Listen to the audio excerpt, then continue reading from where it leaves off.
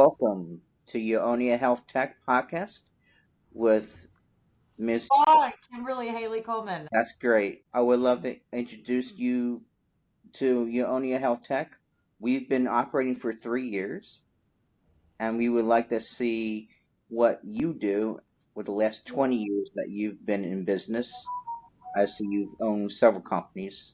Checked out your LinkedIn page and your own web page. So tell me what got you interested in Well, nonprofit. first of all, I should say, yeah, we have spent the last 25 years really helping communities abroad, although also in the U.S. to some degree meet basic needs, water, shelter, sanitation, education. And when I learned that you guys were tackling those same challenges here at home for veterans and unhoused neighbors and so on, it felt like just a natural partnership of purpose. We're similarly aligned in trying to make a difference. And I have to say, I was on a totally different career path prior to the year 2000 and 2003 when we formally became a 501c3 in the for-profit world, but largely international. So what happened is I would be in different countries for my corporate work and would be there over the weekend and wanted to serve, largely because I had seen a whole lot of the kind of traditional touristy sites, and so didn't know how to spend my time and was looking to serve,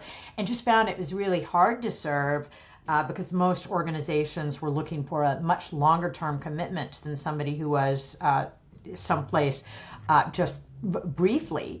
And so I started serving in a small scale capacity in small infrastructure projects, and just found it so restorative and fulfilling for my mental health, for my connectedness, for my humanity, and then coming home and feeling so empowered and able to make a difference in my home community from that, just really lighting a fire that service can do when you're addressing these core needs for people that are all around us, and particularly for those who have already served us, that we are in a position to give back. Anyway, so that was one of the reasons I was so excited to talk to you all, because I felt like there was this deeper sense of purpose that was so nicely aligned. Correct. For all intents and purposes, home ownership in this country is out of reach for the Oh, average American. When your house starts at 350,000 plus, yeah, and with the interest rates as being high as they are, and with the student debt as most people have today, um, the boomers keep saying, "Well, work harder." Well, when you have anywhere between 35,000 to $150,000 in school debt, yeah, and you're making $36,000 a year, which is the average salary in across all boards, how are you supposed to save up 20% of $350,000 for a home? right, yeah. And then God help you if something happens health wise. There's so many, it's these basics. I mean, food, health, shelter. And as you said, starting with shelter, which has been inaccessible. Yeah. Yeah, yeah, They so HUD reports over 780,000 people being homeless, and that's not including veterans. That's everyone. And that means that you can have a job making $40,000 and still be homeless. And that depends right. where you live in this our country, of course. But that's a shame.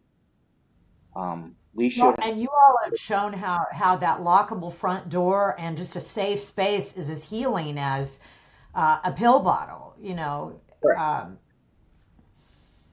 I mean, it starts there. Yeah, because Yeah, if you can't claim your own space as your own and not feel safe, how are you supposed to get 8 hours well rested sleep with one eye open? That's you have so many health problems if you can't sleep and eat right. And right. I understand it sounds as simple as eating healthy, but okay, so if you don't have a kitchen, how are you supposed Right. to, if you don't have enough income, how are you supposed to eat healthy? That's Um, right. if you don't have universal health care is not unachievable. We already have it in our country. It's called Social Security and it's called Medicaid. So what if we expanded Medicaid for all up to you're 55?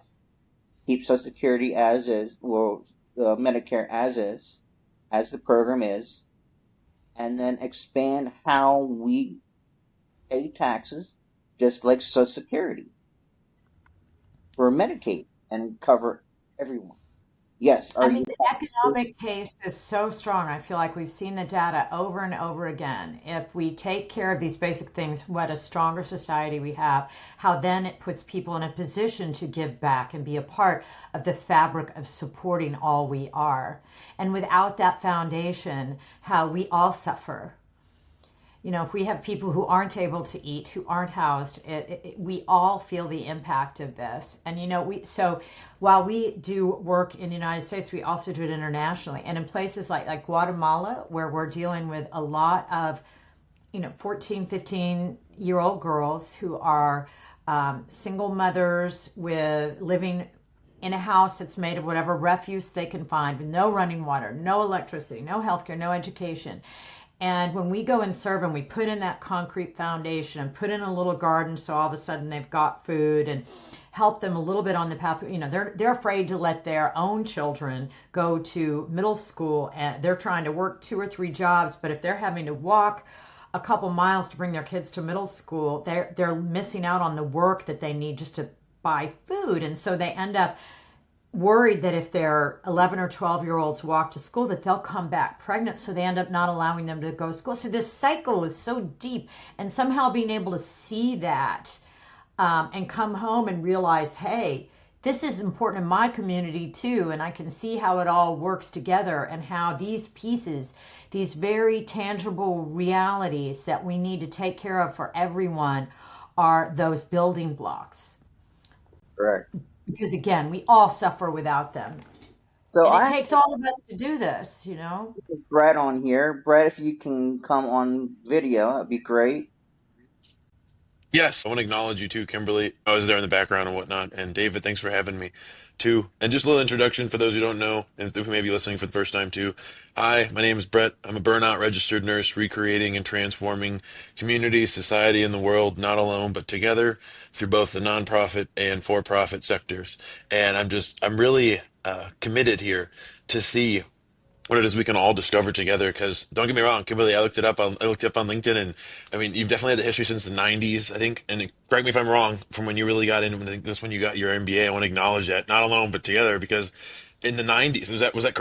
Yes, yes.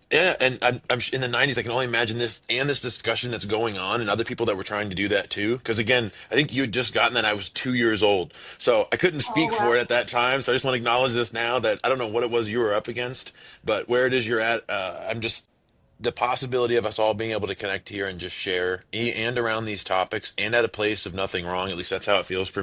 Right, right.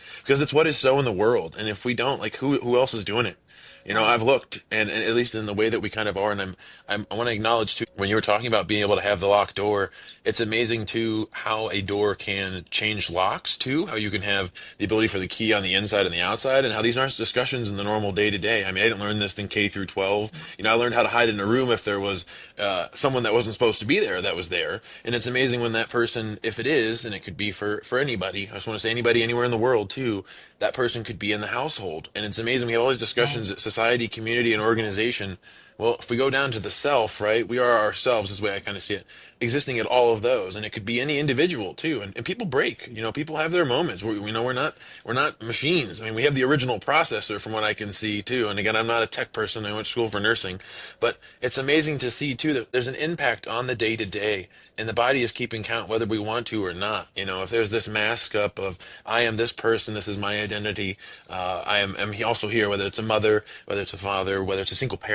about that there too, recreating and transforming in today's world. And it's not easy. Right. No. I'll And start when basic there. needs are met first for any of those people, mother, father, veteran, whatever, child, that shelter, dignity, connection, then everything else becomes possible. Health, learning, livelihood, Oh, so happiness. much opens up. You're up to Yeah. something. Yeah, yeah, exactly. It's almost what the know you didn't know, what you didn't know you didn't know is there. And then they kind of know that and then they can do stuff with that, if that makes sense, whoever they Right. are. Yeah, and if not, it's kind of a blind spot. Put it that way, or something similar in our lives. And I think we all have that too, no matter who you are, no matter what age you are, and sometimes it's I'll tell you when you're older, and that's those are the blind spots that people were curious at in life, and it could be, like how do you in today's world? I can only imagine being a youth, and going like, how do you guys keep a roof over our head? How do you keep, like, or having that kind of a question, once you reach of age or even before it now? Because, what's the one song from Louis Armstrong? They'll learn much more than I'll ever know. And it's still true, and we're finding ways, and we as the human and the collective are, and it's just the way that it kind of looks. And I think technology is just a branch of us, if not the part of us that we feel like we don't have, and we all have our imagination too, so there's that too. Maybe those are at a fighting war. This is theory, of course, bear with me here, Kimberly, on human existence and the human experience, because I think these are the real discussions to have. These areas that we're talking about, they're not, these kind of are on like life questions of, like, we spoke of purpose as one, and seeing that, and seeing just what is so in the world, and seeing what people want. And the impacts are not just being able to have a roof over your head, but also where it is you can feel like you can be. I think to be in this world, is that's a discipline and skill in and of itself. Forget learning to be a carpenter, forget learning to do any of those. Imagine just being able to be yourself. I think that's the one people even take to their grave, Yes. and it's a lifelong, so yeah, what's there for you? And it's also, to me, it's there's I feel like there's two pieces of this. I mean, on the one hand, there are meeting the core needs of everyone, so that we're at a good starting spot. The other piece is that for those who are in a position and able to serve and reach out and give, that the act of service is health promoting for that person. It gives meaning and depth and connectedness and happiness that few other things can do. So it's both the recipient and the person serving alongside them that is benefiting. And as with the home building you all are doing, the people who are building the home are getting a lot out of it too. And from the outside looking in, until you've done it, it can be hard to get how powerful it is on both sides of the hammer, if you will. Hmm. Yeah, because it has an impact on us too. Like, listen, it's not Right. about us, but it is about us. Like, I want to say that it is, but it's not. Like, who we are in that moment is everything and nothing. Because people have those people that they know in their life, or their social structure, or maybe even here, check this one out, in the workplace, and they're no longer there because their pay wasn't working, and yet they loved that job passionately. And in today's world, that's a discussion, good, bad, or indifferent of the result. I think, and maybe they may have discovered themselves out of that too. That maybe money wasn't, the overall thing. I mean, we still have the timeless tale of somehow it's the poor person that finds love, and yet the rich person that is searching their whole lifetime and spending every dollar they can on everything. They have to modify themselves to a specific moment, almost to a point where it's almost as if, and in the end, usually, I'm just saying, from what I've read it from these Right. tales too, in the end, they discover that it wasn't that at all. It was a mere fact of what it is they already had or what it is they could. And I'm glad you're still continuing to exist in this discussion too, as self, at community, society, and a world. And I want to acknowledge that, because that's the real impact too.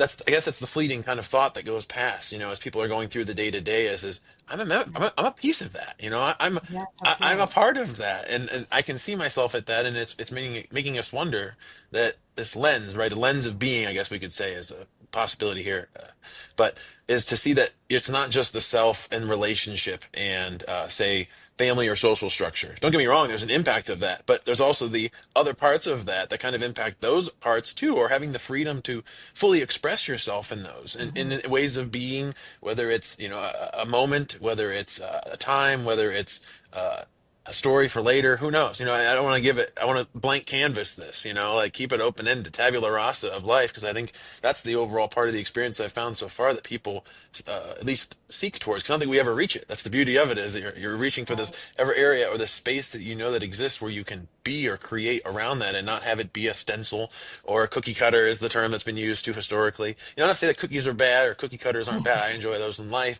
but It's certain parts of life, not 100% of life, I guess would be the best way to kind of say it. So, what's there for you around all this too, David? Well, we were talking about wellness. We're talking about financial literacy. We're talking about feeling as part of a community.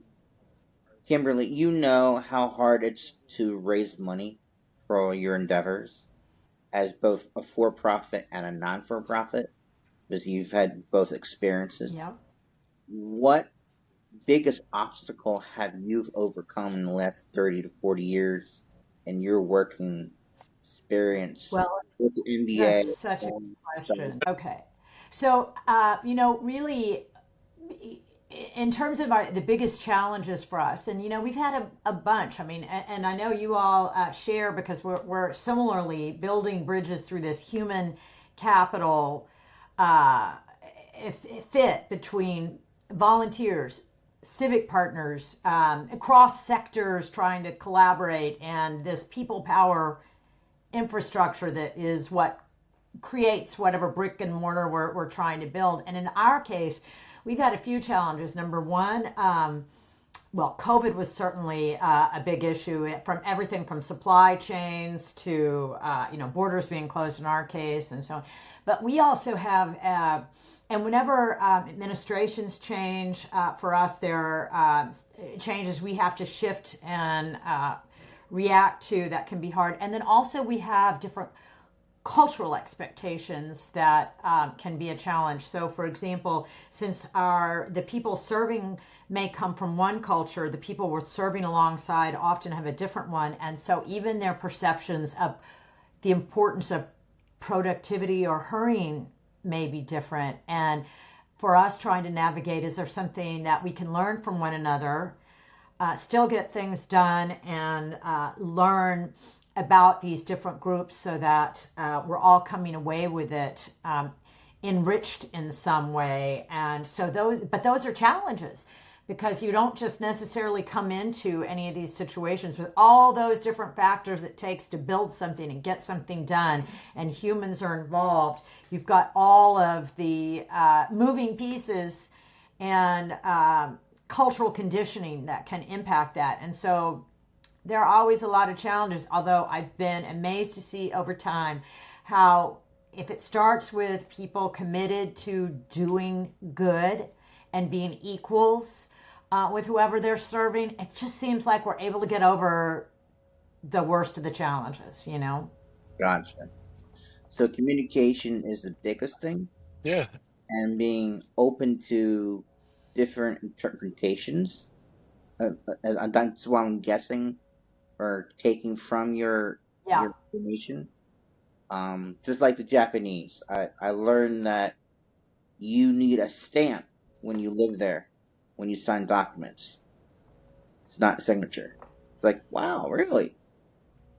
So I get the culture differences and the legalities. What about funding challenges? Like, our government is a nonprofit, right? But it's shut down right now. So how do you get Yeah. your funding from governments when we have an issue like the federal government shutdown? Right. So we don't get any government funding. All of our funding comes from the volunteers who participate in our programs. And this has obviously pros and cons. So we have for-profit companies, churches, school groups, families, all sorts of different people who participate in our programs.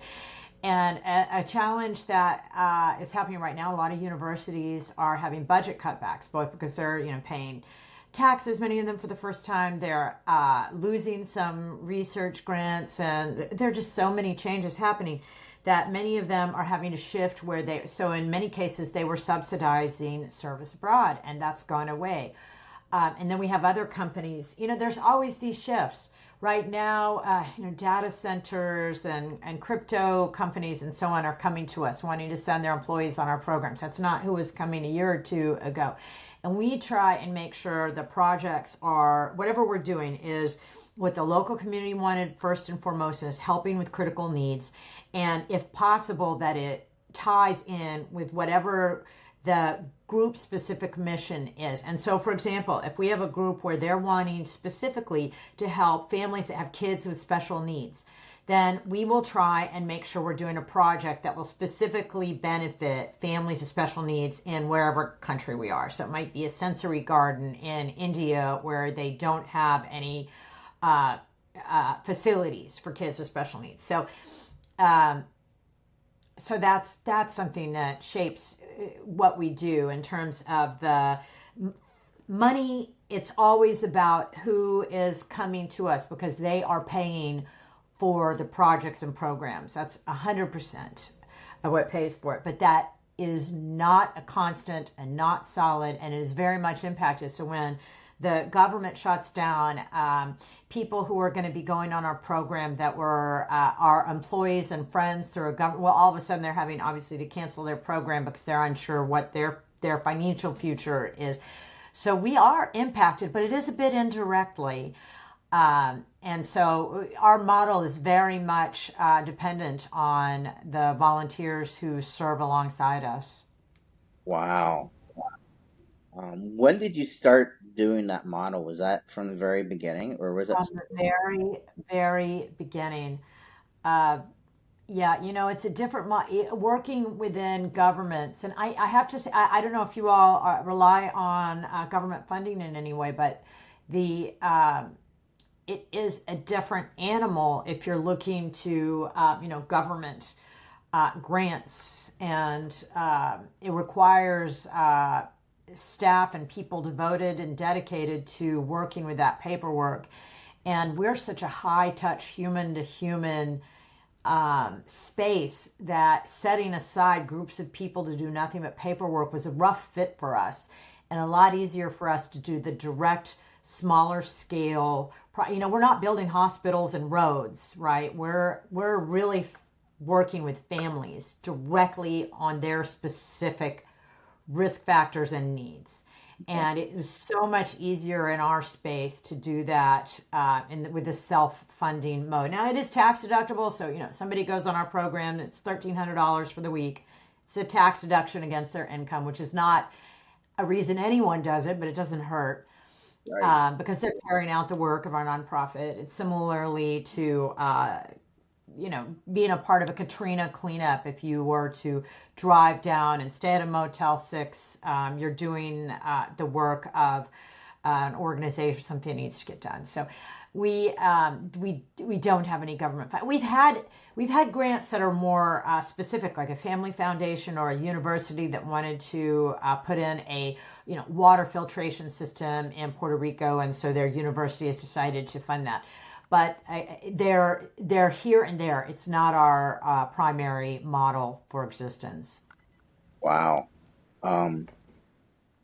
There are It so also means the private citizen can decide what matters to them, where and when they want to give. So it's okay. been very self-fulfilling in that sense. Somebody who cares about housing in Puerto Rico would go on our Puerto Rico program, for example. And someone who might have heritage in Latin America decides to connect to this community in this way. And then they always come home super empowered and wanting to do more in their home community by getting this. Because it can be hard to get, in a typical corporate dog eat dog world, in a cubicle, it can be hard to feel like you're making a difference. Correct. You all know, because you're building a house, that you get it. But we can see how hard that can be in many traditional American lives, to lose that connection of how you can make a difference. Having your own home, whether it be a 10 by 12 or 10,000 square feet, uh, means a lot to a person. And now it means security. It means you have Dignity, ownership. It means comfort. you have autonomy, agency, um, and that is all within the self. Yeah. Within the community, it means, hey, Kim, can I come over to your house and have a dinner party? Blah, blah, blah, blah. And, reach out to other people that I may not know because you know them and, you recommended me to meet someone else that you know.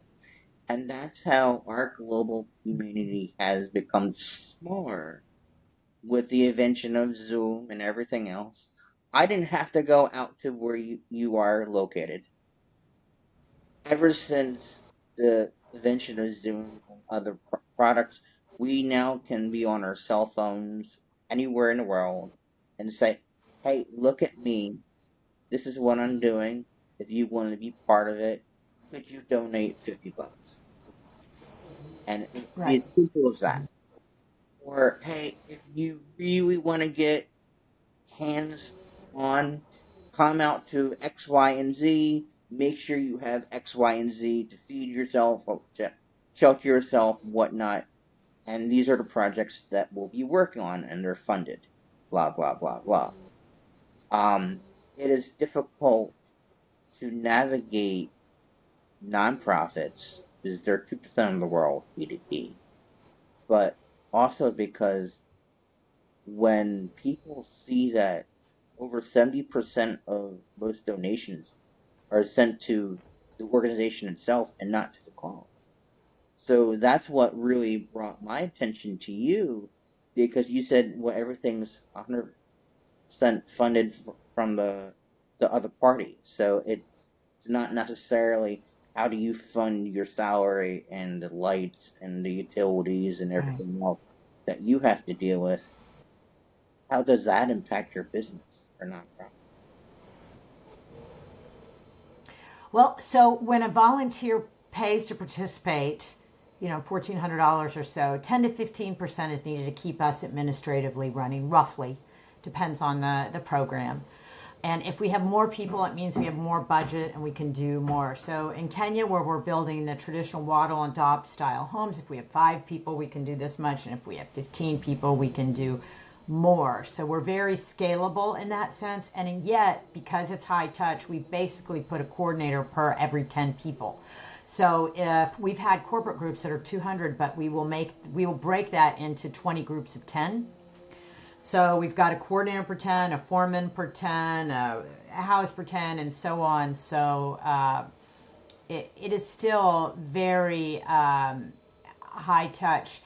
And, because we're working in partnership side by side with the local recipient community, they are usually faster and better at everything we're doing. So it's really a learning opportunity for our volunteers, but it's our resources doing it through our organization that are paying for the materials they might not have otherwise been able to have. And we think that's really important, that we're trying to use the local materials, the local expertise, local methods so that they're more sustainable. And certainly the buy-in, if a local community hasn't been a part of making sure we're designing it the way they want, then it's not necessarily going to have a lasting impact and be taken care of for years and years. You'll hear lots of stories about groups that'll go and build a church or a school or whatever, but it's not the way people want it locally. You go back 10 years and it's been abandoned and nobody was using it, and nobody needs that kind of wasted effort when there are so many needs in this world. We've seen it same over and over again, whether we're building, a latrine with a door or a rainproof roof. These are the kinds of things that give dignity, restore dignity. They improve health metrics. They allow, if you've got healthy people, again, people who are able to re-engage with their communities, it's just that building upon building synergy that I don't care what country, culture, or community you're in, when you see that equation, it kind of restores your faith in humanity. And I think in a world like today, where it can be hard seeing division, to reconnect and know, well, actually there is still this fabric of humanity that we can look to, so that we can sleep at night and know that if we've helped someone and stood beside them in a meaningful way, what that does for us, Gotcha. universally. So we got 3 minutes left of our podcast today. What is the most favorite quote that you would like to have people know you for? Oh, goodness. Um, Gosh, I don't have anything at the ready. It's something that I say all the time is foolish consistency is the hobgoblin of little minds. That we need to be able to look beyond what our normal everyday way of thinking and doing things is, and be willing to go, okay, well, however I've done and looked at the past, it might be time for me to have a refresh and be able to look at it again and acknowledge that the way I've always done things isn't necessarily the best. And because if you're able to acknowledge that and look at your own behaviors and see where is there room for improvement, that this is a hard but really powerful thing to do. Great. And I wish I had a better one for you. No, that's fine. So we would love to have you back. If you would like to, how do people get in touch with you? So we're in every place that people would look. It feels so old-fashioned to say our website, Globe Aware, but we also, of course, are in Facebook and Instagram and TikTok. We have a YouTube channel, a podcast channel, and our podcast is everything from, hey, if you're deciding to go to wherever country, this is how to prepare for it. Here's how to fill out your forms. Here's what you should pack, things like that. To discussions with people about, hey, what did it mean when you went to the Galapagos and worked with animals? And tell me about the experience. So we kind of a variety of things. So anyway, we YouTube channel, all sorts of areas. The main thing is that one handle, looking up Globe Aware, and a lot of people make it global, but it's Globe, one syllable, aware, and we're everywhere that people look. Okay. Well, thank you again for being our guest, and we'd love to have you back. Oh, thank you Yes. both. We Thank really, you. really appreciate it. Thank you for the platform. Yeah. Have a great and safe weekend, everybody. Bye All for right, now. take care. Bye bye.